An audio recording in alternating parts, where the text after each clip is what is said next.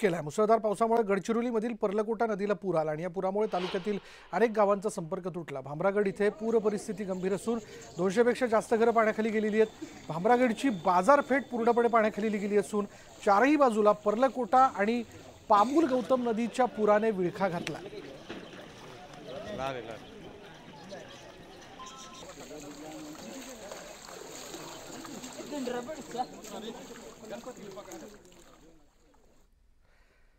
आपण पाहतोच आहोत की विदर्भात काही ठिकाणी मुसळधार पाऊस बरसला आणि त्यामुळे गोसी खुर्द धरणातील जलसाठ्यात मोठ्या प्रमाणात वाढ झालेली आहे।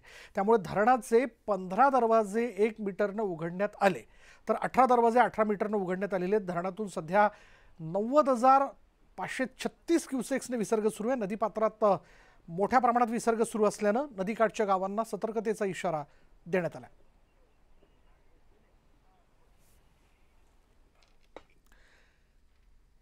जाऊयात मराठवाड्यात।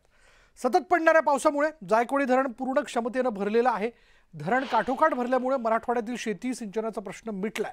जायकवाडी धरणाचे 18 दरवाजे उघडण्यात आले असून 9,432 क्युसेक्सने धरणातून पाण्याचा विसर्ग सुरू आहे। जायकवाडी धरण भरल्यामुळे मराठवाड्याला दिलासा मिळाला।